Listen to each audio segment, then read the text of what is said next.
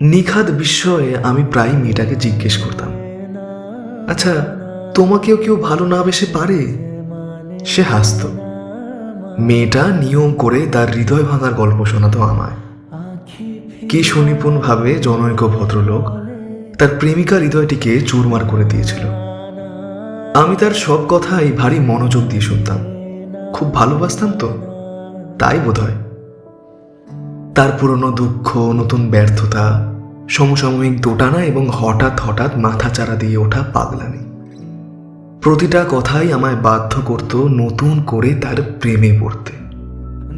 তবুও সে ঘুরিয়ে ফিরিয়ে আমায় একটি পুরুষের কথা বলতো। একটি পুরুষ, যে পুরুষ আমি নই, যে পুরুষকে সে বরং ভালোবেসেছে, ভালোবেসে নিঃস্ব হয়ে গেছে, যে পুরুষকে নিয়ে সে জীবন কাটাতে চেয়েছিল। এমন একটি পুরুষ যে আমি নই, যে কখনো আমি হব না। আমি সব শুনতাম, কখনো অন্যমনস্ক হয়ে, কখনো খুব বিরক্ত হয়ে, কখনো বা ভীষণ কান্না চেপে রেখে। সে বলতো, আর আমি খুব সাবধানে চোখের জল মুছতাম, যাতে সে না বোঝে, যাতে সে না জানে। আর ভাবতাম, এমন নারীকে যে পুরুষ ভালোবাসতে পারেনি, সে কি এই ধুলো ভরা মর্তের কেউ, নাকি কোনো দেবতা? তাকে আমি পাইনি। নতুন করে তা বলার অপেক্ষা বোধ করি রাখে না।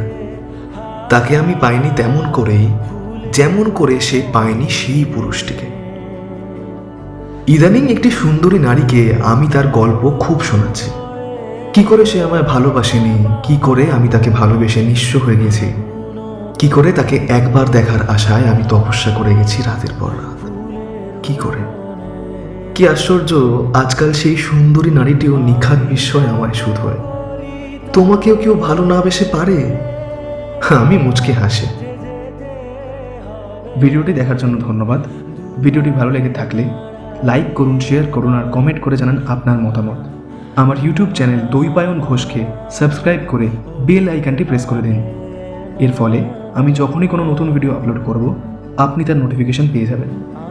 এছাড়াও অন্যান্য আপডেটসের জন্য আমাকে সোশ্যাল মিডিয়ায় ফলো করতে পারেন।